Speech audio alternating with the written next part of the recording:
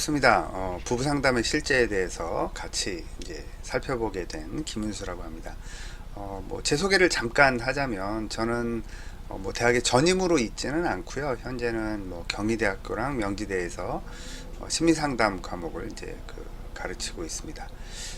부부 상담과 관련해서는 제가 이제 가정폭력 상담소에서 한 19년 정도 이렇게 상담을 현재 하고 있고요.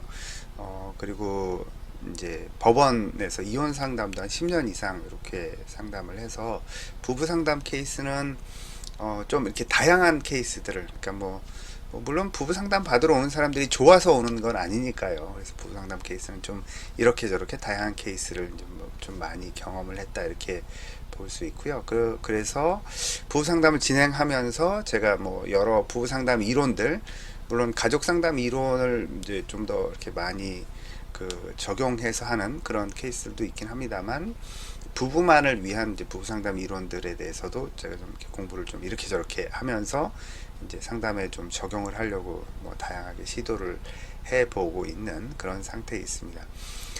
혹시 여러분들이 이제 부부 상담에 대해서 관심이 좀 더 있으시면 저희가 이렇게 한 2시간 정도 이렇게 공부를 하는 걸로는 당연히 충분하지 않다는 걸 아마 이제 선생님들도 아실 거고요. 그래서 이번 시간에는 부부 상담에 대해서 좀 이렇게 개론적인 그런 설명을 좀 드리고, 그리고 실제로 제가 상담했던 케이스들 중에서 부부 케이스들이 좀 이렇게 다양한 어떤 이슈들이 좀 있거든요. 주로 이렇게 갈등이 발생하는 이슈들이 좀 있어서 그 이슈들에 대해서 좀 설명을 드리는 그런 시간을 좀 갖도록 하겠습니다. 여러분 아마 주변에서 많이 경험하실 텐데요. 이렇게 예를 들어서 이런 겁니다. 정말 천사 같은 남편과 천사 같은 아내가 결혼을 했어요. 그러면 당연히 우리가 기대하게 되는 것은 천국이 될 것이다, 이런 기대를 하죠. 그렇죠. 왜 그러냐면 남편도 정말 천사 같아요. 그리고 아내도 정말 천사 같아요. 이 둘이 만났는데 천국이 안 될 이유가 없잖아요. 천사들이 사는 곳이 천국이니까요. 그런데 이 둘이 만나서 지옥을 만들기도 합니다. 아마 주변에서 가끔 보실 거예요. 정말 저 남편 정말 괜찮은데, 저 남편 정도 되면 아주 훌륭한데, 이런 남편과 저런 천사 같은 아내가 다시 있을까, 이런 이제 둘이 만나서 결혼을 했는데 지옥이 되기도 해요. 그리고 정반대로 이런 경우가 있습니다. 정말 이제 이런 표현은 좀 죄송합니다만, 악마 같은 남편과 악마 같은 아내 둘이 만나서 결혼을 해요. 그러니까 이제 악마 같다는 표현이 좀 그렇긴 합니다만, 어쨌든 저 사람 정말 안 되겠어, 이런 남편, 그리고 저 성격 참 이상하네, 이런 아내 둘이 만나서 결혼을 했는데, 희한하게 둘 사이에는 알콩달콩 재밌게 사는 이런 부부들이 있습니다. 도대체 이런 일이 왜 발생을 할까? 근데 이제 이 둘이 만나서 천국을 만들기도 하는 거죠. 참 희한하죠. 왜 한 사람 한 사람으로 봐서는 정말 훌륭한데, 훌륭한 사람 둘이 결혼했는데 지옥 같은 그런 결혼 생활을 하고, 한 사람 한 사람으로 봐서는 별로 이렇게 특별히 이렇게 모범이 된다, 또는 특별히 이렇게 참 괜찮다, 이런 느낌이 없는데 그 둘이 만나서는 정말 행복하게 잘 사는 이런 경우들이 발생할까라고 하는 거죠. 이게 사실 개인으로 봤을 때는 우리가 다 이해할 수 없는 그런 부부가 만들어내는 어떤 독특한 특성이 있어서 그렇다라고 부부 관계에서는, 부부 상담에서는 이야기를 합니다. 실제 이제 저희가 이혼 상담을 하면서, 이혼 상담을 하는 그 상담사들끼리 스터디를 하면서 이제 다양한 자료들을 근거로 해서 이제 나온 결론인데요.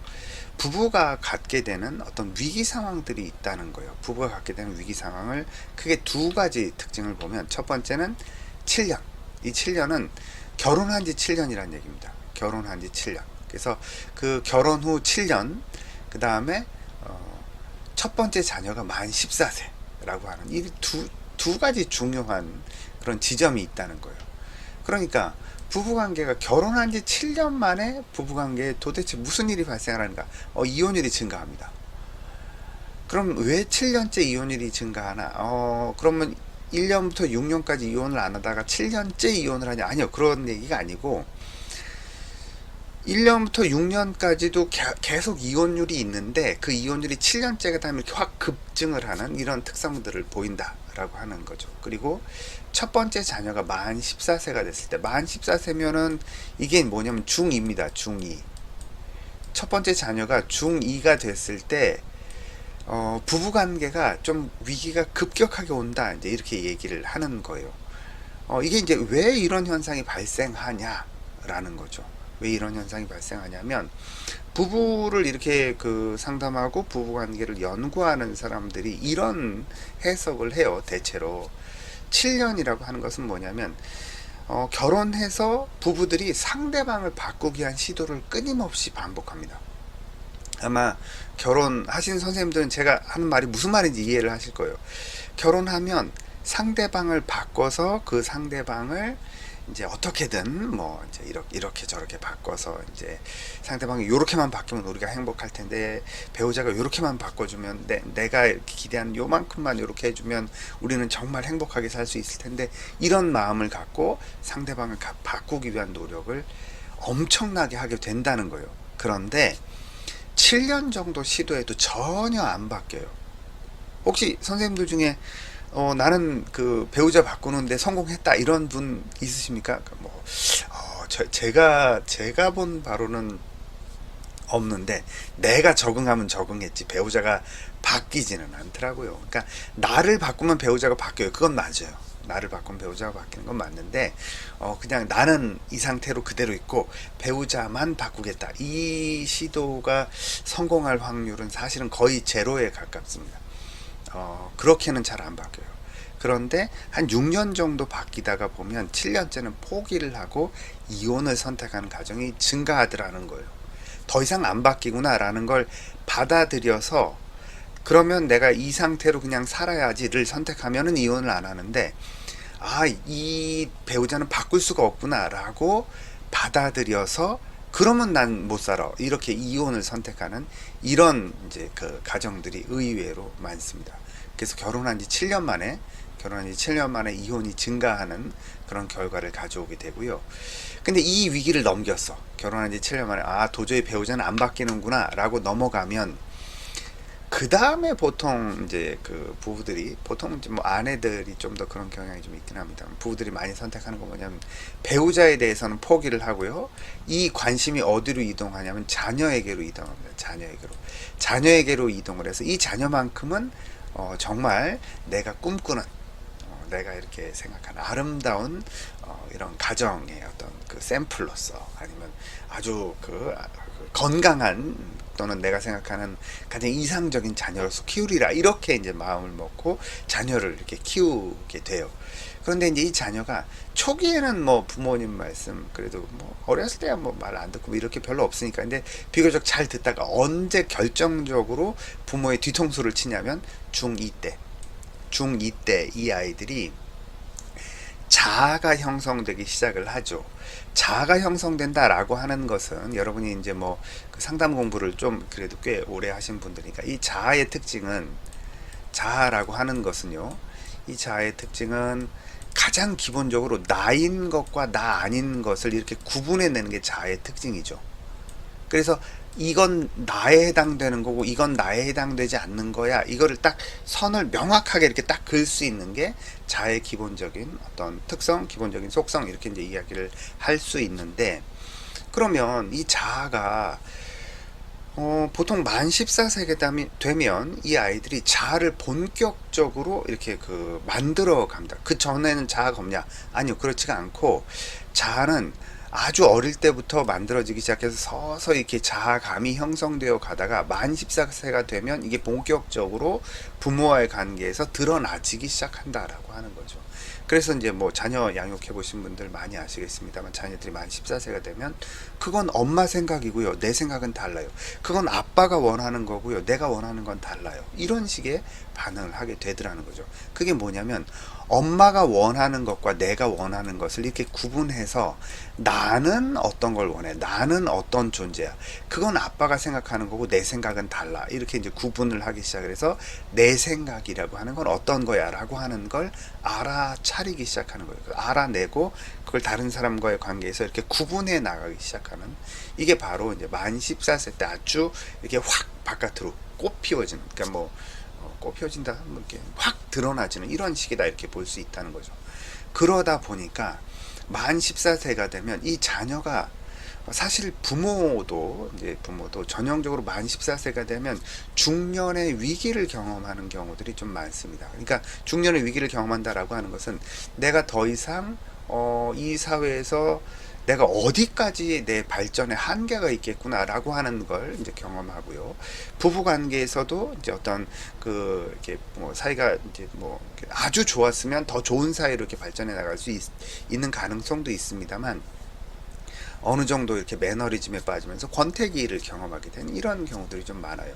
그런데 거기다 대고 자녀가 이런 만 14세가 돼서 이렇게 자기를 주장하기 시작하면, 그게 부부관계의 갈등을 촉발시키는 그런 요인이 됩니다. 그래서 이 가정 내부가, 그러니까 부부 간에만 갈등하는 것이 아니라 자녀와의 갈등도 이렇게 이제 발생이 돼서, 이 가정 자체가 마치 지옥처럼 느껴져서 도저히 이렇게는 못 살겠다라고 이제 이혼을 하게 되는 이런 경우들이 좀 많이 발생을 한다는 거예요. 그래서 아까도 말씀드렸습니다만, 부부간에 결혼한 지 만 7년이 됐을 때 이혼율이 좀 많이 증가를 하고요, 자녀가 만 14세가 됐을 때 이혼율이 증가하는 이런 현상들, 이런 결과들이 나타나지게 되더라 라고 하는 것이 실제 이제 부부에 대한 연구를 해보면 나오는 그런 현상들이다, 이렇게 볼 수 있겠습니다.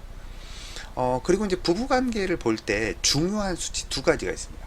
부부 갈등에는 69%와 31%, 이 두 개가 이제 좀 중요한 수치가 되는데, 이게 무슨 말이냐면, 69%는요, 해결될 수 없는 문제를 부부가 계속 반복하면서 갈등하더라는 거예요.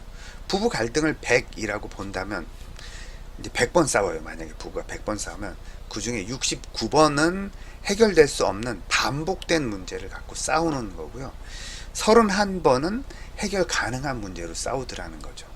그러니까 사실은 69번은 싸우는 게 아무 의미가 없어요. 아무 의미가 없는 싸움을 싸운다는 거예요. 왜?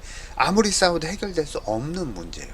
해결될 수 없는 문제이기 때문에 해결될 수 없는 걸 갖고 싸운다. 예를 들어서 우리가 이제 흔히 그 이야기를 하자면, 선생님들 뭐 사람의 성격이 잘 바뀌나요? 잘 안 바뀌죠. 사람의 성격이 안 바뀌는데 성격 갖고 이렇게 상대를 공격하기 시작하면 안 바뀌는 거를 바꾸라고 요구하는 게 되는 거잖아요. 이거는 아무리 싸워도 해결될 수가 없습니다.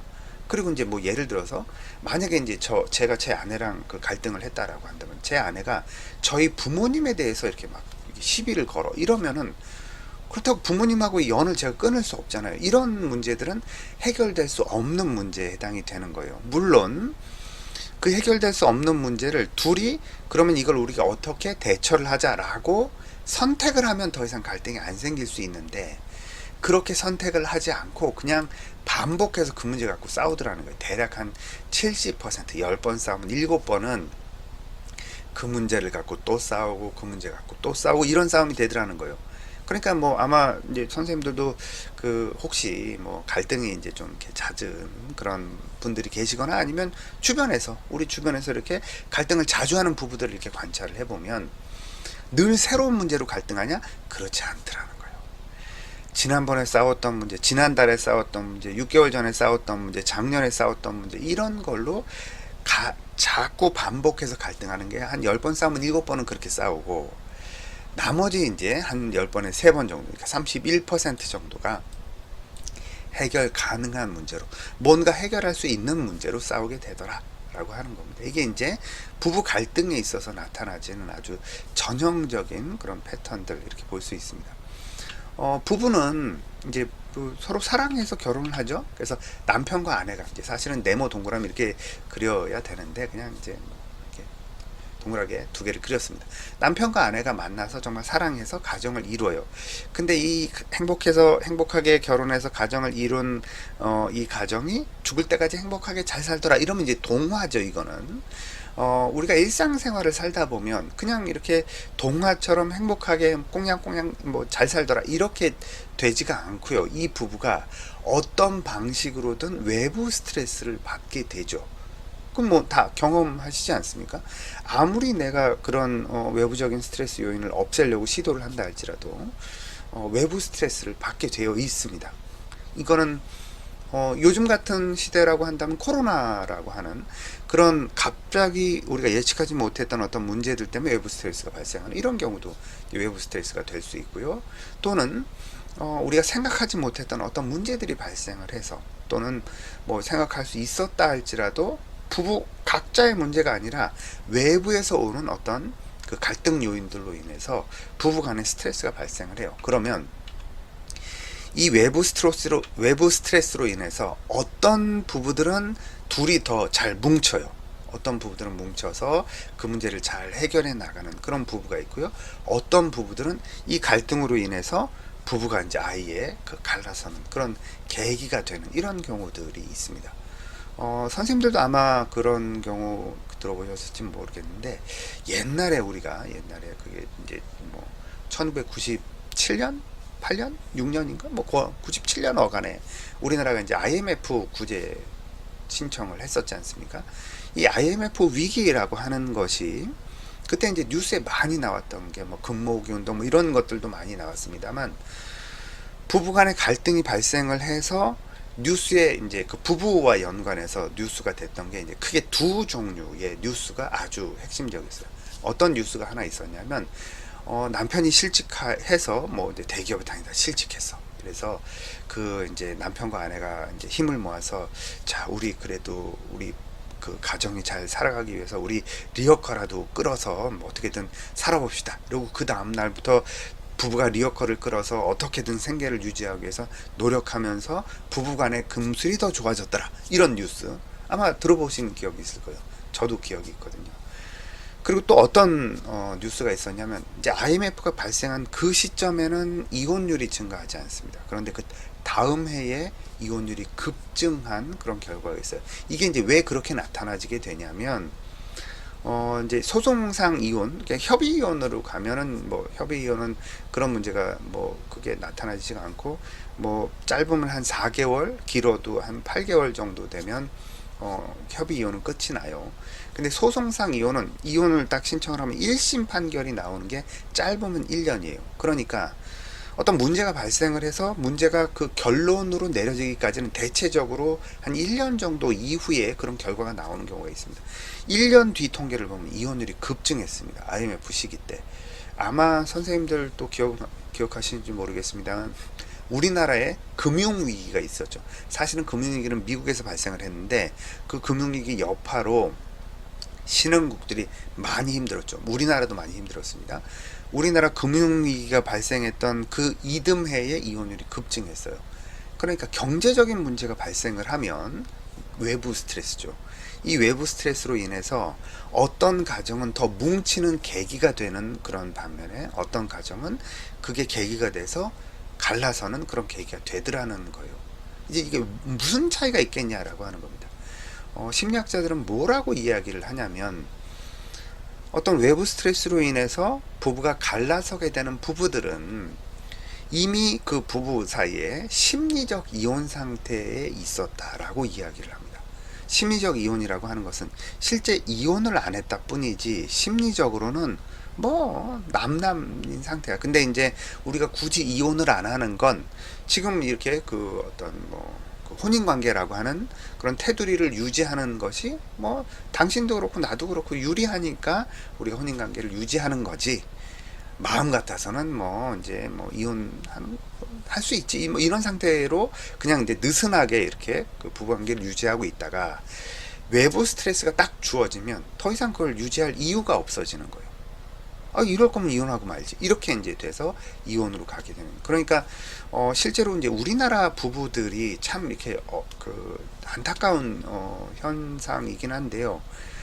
친밀감이, 부부간의 친밀감이 상당히 낮은 그 어떤 수준을 보인다라고 하는 그 이제 그 해외 사례들과 비교를 했을 때 상당히 낮은 수준을 보인다라고 하는 증거들은 꽤나 많습니다. 그걸 이제 대표적으로 이렇게 이야기하는 것 중에 하나가 이제 그 섹스리스에 대한 이야기를 많이 하거든요. 그게 이제 부부에 대해서 이야기를 할 때는 뭐 뒤에 좀 더 자세히 말씀을 드리겠습니다만, 부부 상담을 하다 보면 상당히 중요하게 다루게 되는 두 가지가 있습니다. 첫 번째는 돈 문제고요. 두 번째는 성 문제입니다. 제가 이제 앞에서도 이혼 상담을 꽤 오래 했었다고 말씀을 드렸지 않습니까? 이혼 소송 상담을 저는 이제 주로 했었는데요.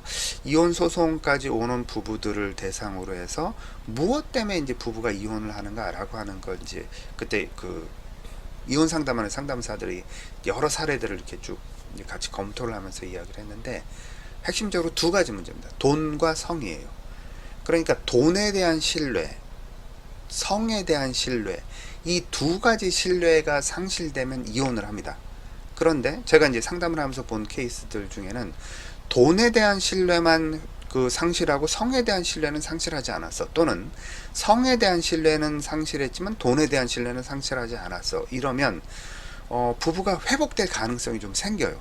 그래서 이제 좀 도움을 받으면, 적극적으로 도움을 받으면 부부가 회복돼서 이제 다시 그 원만한 관계를 유지하는 이런 경우들이 생기는데, 둘 다가 무너지니까 부부가 이혼하는 그런 경우를 가게 되더라는 거죠. 그런데 아까도 잠깐 말씀드렸습니다만, 우리나라의 이 섹스리스 비율은 매우 높습니다.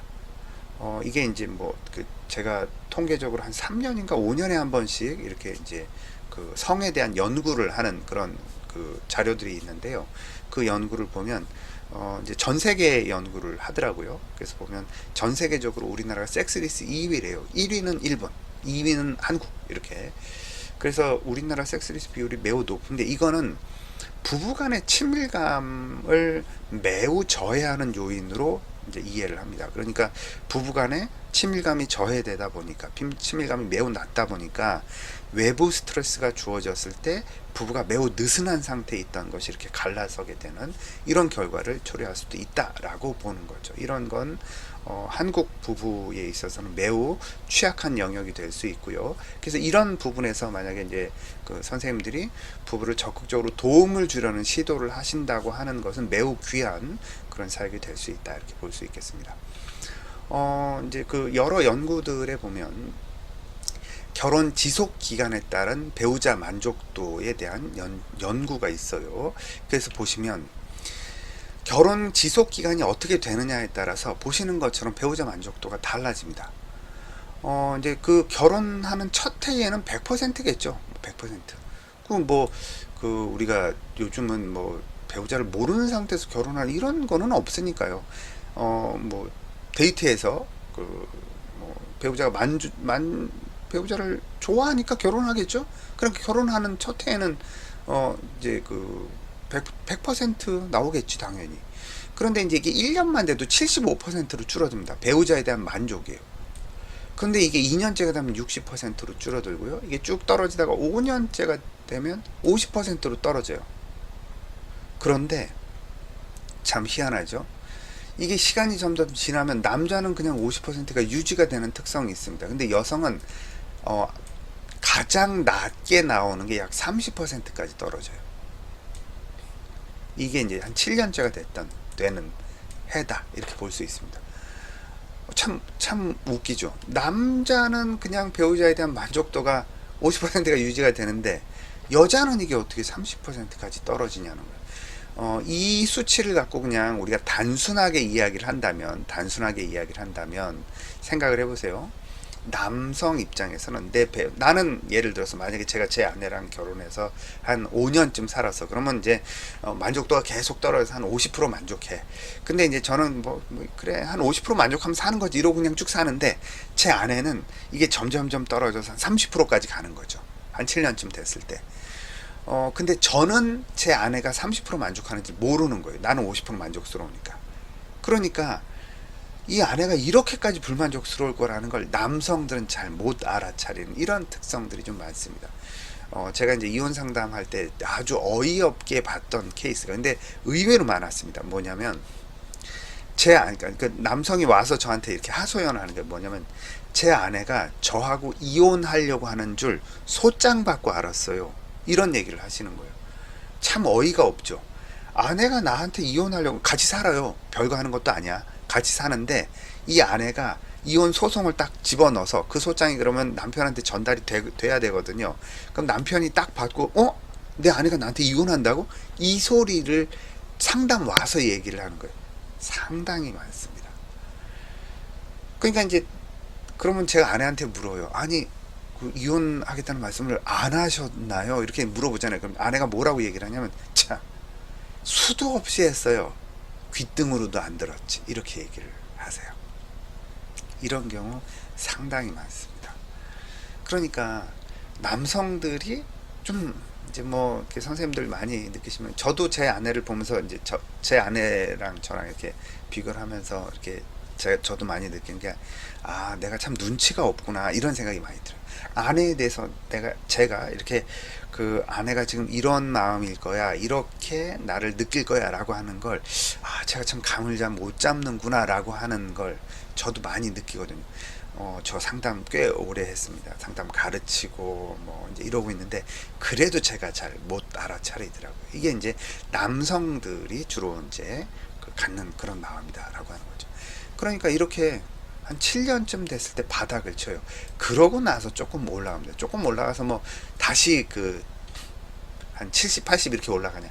그렇게는 잘 안 올라가게 되더라 라고 하는 거죠. 그러니까 사실은 결혼 7년째 됐을 때, 그러니까 여러분 주변에서 혹시 여러분이 결혼한 지 한 7년쯤 됐다 그러면 이제 좀 이렇게 서로 갈등이 이제 너무 증폭되지 않도록 조심하셔야 되고요. 주변에 결혼한 지 한 7년쯤 된 커플들이 있다, 부부들이 있다라고 하면 많이 위로해 주시고 많이 격려해 주시고 많이 이렇게 좋은 소리를 많이 해 주셔야 돼요. 그래야 그 위기를 잘 넘길 수 있다라고 하는 거죠. 그리고 이제 또 다른 연구는 이런 연구가 있습니다. 그러면 결혼을 해서 결혼 생활에 대해서 결혼에 대한 만족도에 영향을 주는 요인들은 어떤 요인이 있겠냐는 거예요. 그러니까 결혼 만족도는 하나로 딱 수치를 이야기를 할 수 있겠는데 그 결혼 만족도를 구성하는 요소들이 어떤 요소가 있겠냐는 거예요. 첫 번째는 소득 또는 수입이라고 하는 겁니다. 그렇죠. 수입이 증가하면 증가할수록 결혼 만족도가 증가하겠죠. 왜 그러냐면 내가 쓸 수 있는 게 달라지거든요. 뭐 그냥 우리가 그냥 흔한 소리로 하면 예를 들어서 고기 한 번도 못 사 먹고 사는 부부보다는 뭐 소고기 마음대로 사 먹고 이렇게 사는 부부가 더 만족스럽지 않겠습니까? 이런 것들을 이야기하는 거예요. 그런데 그러면 소득이 증가하면 결혼 만족도가 마냥 증가하냐? 그렇지는 않아요. 실제로 아마 선생님들도 상담 공부하시면서 그런 거 많이 들어보셨을 텐데 연구를 해보면요, 소득이 감소하는 건 불행에 직접적인 연관이 있습니다. 소득이 감소하면 불행에 직접적인 영향을 주는데요. 그럼 소득이 증가한다고 그럼 행복에 영향을 주냐? 어느 정도까지는 행복에 영향을 줘요. 그러니까 이제 소득과 행복과의 관계를 이렇게 연구를 하면 어느 정도까지는 소득이 증가함에 따라서 행복이 증가하는데 여기가 소득이고 여기가 행복입니다. 제가 글씨가 쓰기가 어려워가지고 대충 넘어가는 거예요. 어느 정도까지 증가하는데 이 시점이 딱 지나면 이게 일정하게 유지가 되더라 하는 요 부분이 있다는 거예요. 그러면 어느 정도 이상의 소득이 되면 더 이상 행복해지지 않더라는 거예요. 돈이 더 많이 증가한다고 해도 행복이 증가하지 않아요. 그러면 돈이 줄어드는 건 불행에 직접적으로 영향을 주는 거죠. 그럼 이 지점이 어느 지점이냐라고 제가 한 7년 전인가? 7년 전 그 데이터를 봤을 때 실제 금액으로 이렇게 연구를 했더라고요. 미국에서 연구된 거니까 이걸 이제 한화로 환전을 하면 1인당 한 2,500만 원, 그 지금으로 따지면 한 3천만 원 정도 돼야 되나? 뭐 그럴 거예요 아마. 그러니까 1인당 2,500만 원, 그럼 3천만 원이라고 치자고. 1인당 1년에 3천만 원 정도 수입이 생기면 그 이상 생겨도 행복이 더 증가하지 않는다는 겁니다. 되게 적은 것 같죠? 3인 가구면 9천만 원인 거예요. 그러니까 저희 집은 셋이 살거든요. 그럼 저희 집 같은 경우에는 소득이 9천만 원 되면 9천만 원을 넘어가면 더 이상 행복해지지 않는데 9천만 원까지 안 가봐서 제가 제 경험상도 그래요. 이렇게 말씀을 못 드리는데 아마 경험해 보신 분들은 뭐 아실 수 있어요. 어느 정도 이상 소득이 되면 이렇게 더 이상 수입이 증가해도 행복해지지 않는. 그리고 이제 이런 저희는 이제 부부 관계에 대해서 이야기를 하는 거니까 이제 LG경제연구소에서 나온 데이터가 있었어요. 이것도 한 5년 전쯤 데이터인데, 그러니까 지금보다는 금액이 좀 작겠죠. 뭐 물가 상승률 감안하면. 거기서 연구한 건 뭐냐면 600만 원을 넘어가면 부부 갈등이 줄어든대요.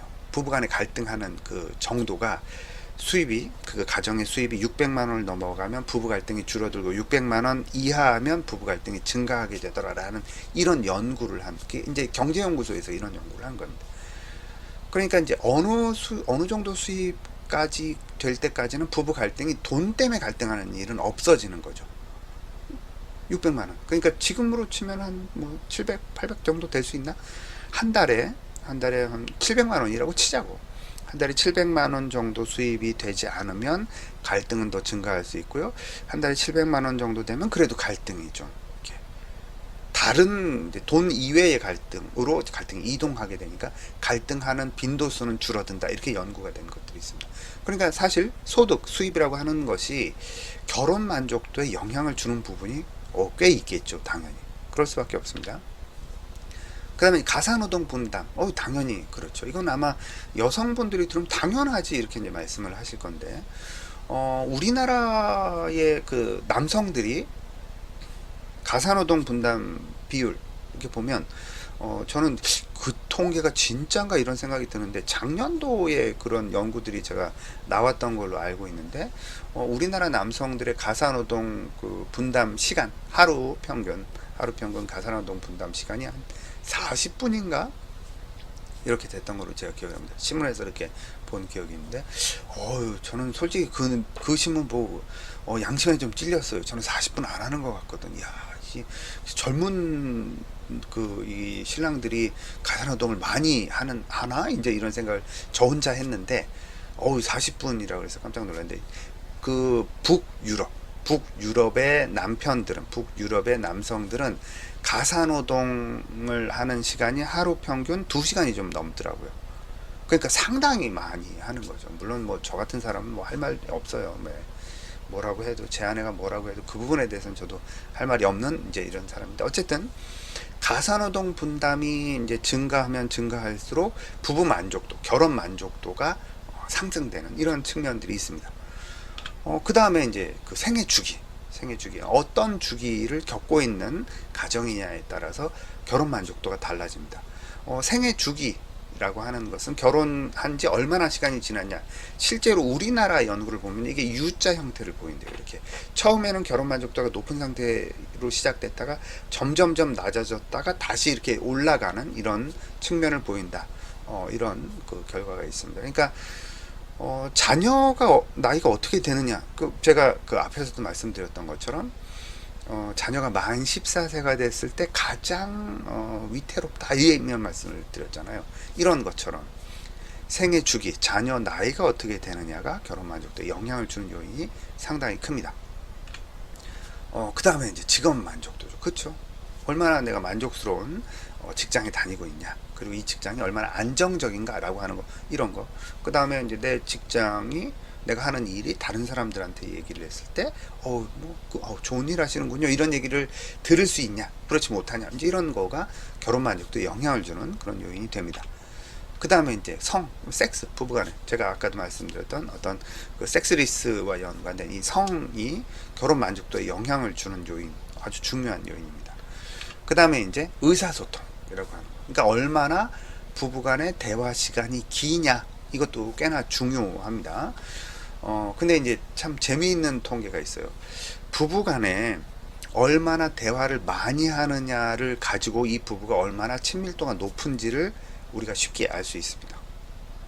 무슨 말이냐면, 하루에 부부가 30분 이상 대화를 하면 그 부부는 매우 안정적인 부부관계를 하는 거예요. 혹시 선생님들 주변에서 갈등하는 부부들 가만히 이렇게 들어보면 우리 부부는 대화 안 해요. 아주 흔합니다. 제가 이제 부부 상담할 때 특별히 이제 가정폭력 상담을 할 때 많이 듣는 얘기가 뭐냐면 안 싸우려고 말을 안 해요. 그런 부부 상당히 많습니다. 우리는 말만 하면 싸워요. 이런 부부들 많아요. 그러니까 말을 안 하는 건 싸우지 않기 위한 선택이죠. 어떤 측면에선 좋은 선택일 수 있습니다. 그런데 이렇게 했을 때 가장 큰 맹점이 되는 건 뭐냐면 싸우지는 않을 수 있는데 부부관계가 좋아질 수는 없어요.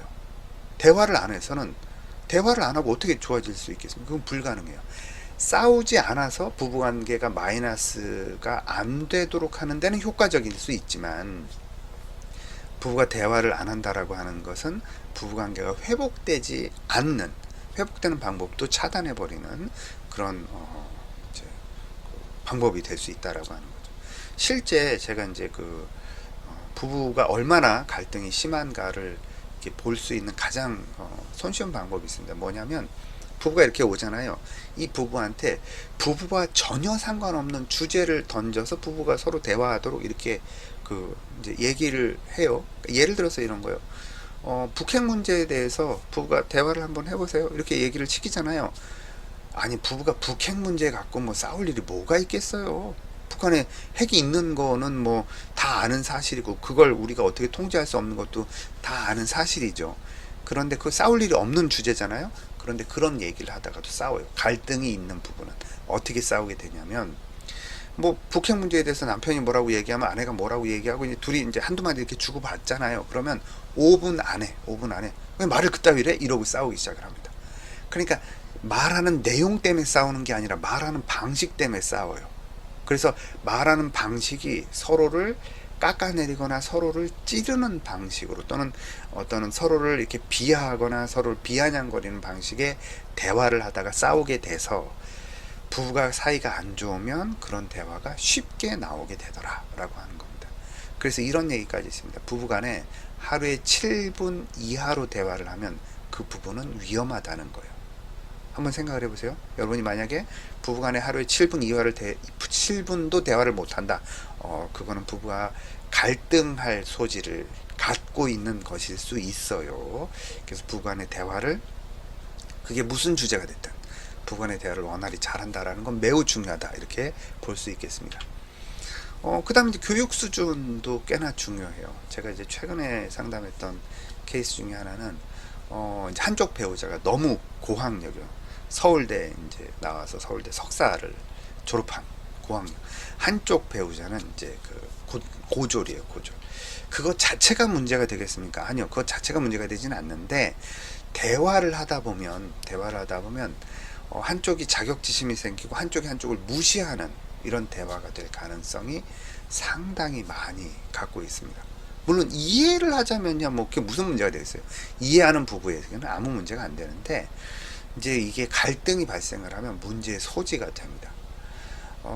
그래서 이제 사실은 부부간의 교육 수준은 비슷한 게 제일 좋아요. 학력 수준, 교육 수준 이런 게 좀 비슷해서, 그러면 대화할 수 있는 주제가 많아지거든요. 서로 소통할 수 있는 주제가 많아지고요.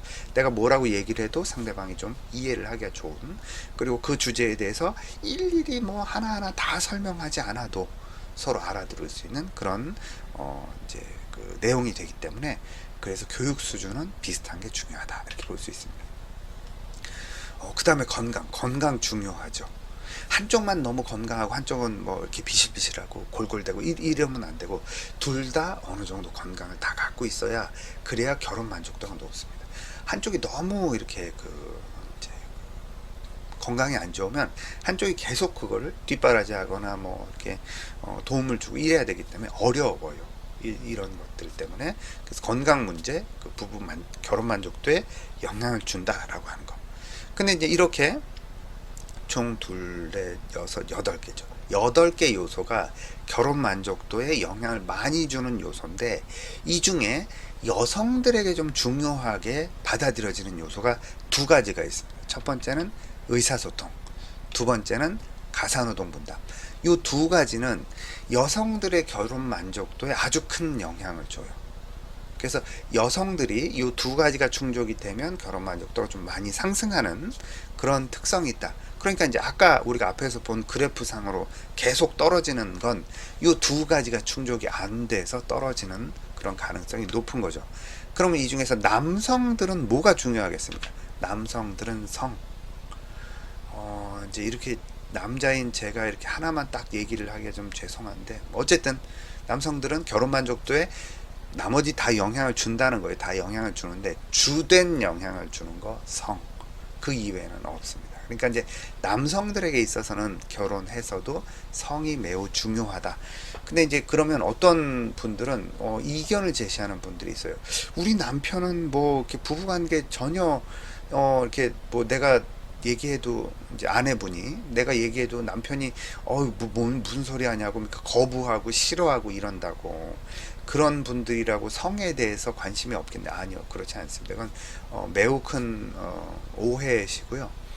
남성들이 이제 성에 대해서 관심이 없는 남성들이 일부 있어요. 일부 있는데 그러면 결혼에 대해서도 별로 이렇게 관심이 많이 없는, 그래서 우리가 흔히 이제 그 조현성 성격장애라고 보통 부르는 그런 경향성이 강할수록 성에 별로 관심이 없습니다. 이런 분들은 결혼을 안 하시는 게 훨씬 나아요. 결혼을 하면 배우자를 정말 이렇게 말려 죽이는 이런 이제 그 특성이 되기 때문에, 그래서 그런 분들은 결혼 안 하시는 게 좋고, 근데 이제 그런 분들이 아닌 다음에야 성에 대해서 그렇게 관심이 없냐? 그러긴 어렵습니다. 거의 불가능해요. 그래서 이제 남성들은 성이라고 하는 요인이 매우 중요하다, 이렇게 보시면 돼요. 여러분이 아마 개인 상담에 대해서는 좀 이제 앞에서 공부를 좀 하셨을 가능성이 있다, 이렇게 전제를 하고요. 이제 우리가 부부 상담이라고 하는 것이 개인 상담과는 좀 구분돼서 부부 상담에 대한 접근이 돼야 돼요.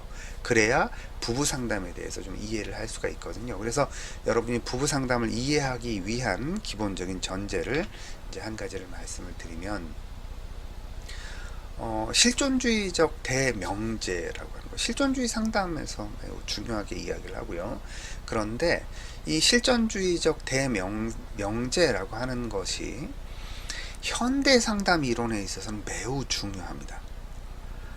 우리가 정신분석 이론, 뭐 정신역동 다 포함한 정신분석 이론, 그 다음에 인지행동 이론이라든지 이런 그 이론들, 고전적인 어떤 그 상담 이론들인 거죠. 뭐 고전적인 이론이라고 해서 뭐 현재 안 쓴다, 그 말씀을 드리는 거 아니고요. 저도 그 인지행동 치료 매우 좋아하고 인지행동 치료를 주로 사용하고 있습니다. 그런데 이런 그 정신분석 이론이라든지 인지행동 이론이라든지 이런 이론들은 자연스럽게 모더니즘적 어떤 철학 베이스를 두고 있어요. 모더니즘적 철학 베이스를 두고 있다라고 하는 것은 옳고 그름이라고 하는 명확한 기준을 가지고 그 옳은 것을 찾기 위해서 오른쪽으로 가도록, 바른 쪽으로 가도록 내담자를 도와주는 방식의 어떤 치료 이론입니다. 실제로 그렇죠. 그래서 합리적이냐 비합리적이냐 이런 걸 따지고요. 어떤 것이 병리적이냐를 따져서 그걸 분석해서 알아차려서 병리성이 없는 상태로 갈 수 있도록 만들어주는 이런 것들이 이제 그 고전적인 어떤 상담 이론이 갖는 특성들입니다. 그런데 현대 상담 이론들은 이런 실존주의적인 베이스를 가져요. 그러니까 이제 이 실존주의적이다라고 하는 것은 모더니즘적인 그 철학적 베이스가 아니라 포스트 모더니즘적인 철학적 베이스를 갖는다라고 하는 거죠. 그래서 이 실존주의적 베이스가 현대 상담 이론에 아주 깊이 뿌리 박혀 있고 이렇게 대중적으로 넓게 자리하고 있다라고 하는 거예요. 부부 상담에 있어서는 이런 실존주의적 접근 매우 중요합니다. 아마 선생님들 그 상담 공부하시면서 지금 여기에서 here and now라는 말을 많이 들으셨을 거예요. 그게 고전적인 그 상담 이론에서는 here and now를 이야기를 하질 않아요. 무슨 일이 있었는지, 거기서 뭐가 잘못됐는지, 그래서 그걸 어떻게 바꿔야 되는지, 이런 식의 접근을 하는 그런 접근이었다면 here and now는 실존주의적 베이스를 두고 있습니다.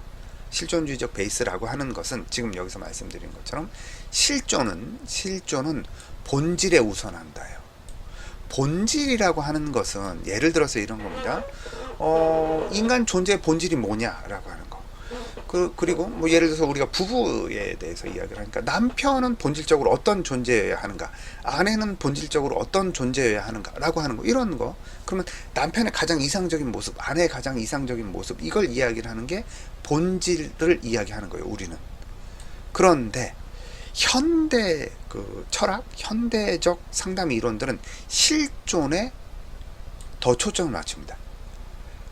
그러니까 본질 우선의 실존이 있다는 거예요.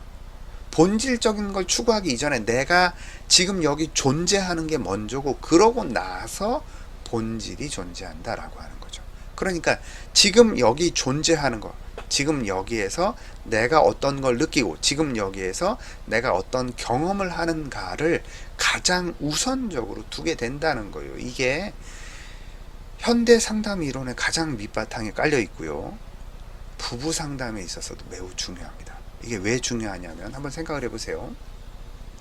아마 여러분이 만약에 이제 그 갈등하는 부부의 남편 이야기를 듣고 아내 이야기를 들을 이런 기회가 있다라고 가정을 하시면, 여러분이 이제 남편 얘기를 가만히 들어보고 아내 얘기를 가만히 들어보면 무슨 생각이 들 가능성이 높냐면, 이 둘이 싸운 거 맞아? 이런 생각이 들어요.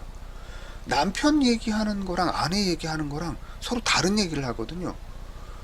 그러면 도대체 무슨 일이 있었던 건지 이 둘을 얘기를 들어서는 알 수가 없어요.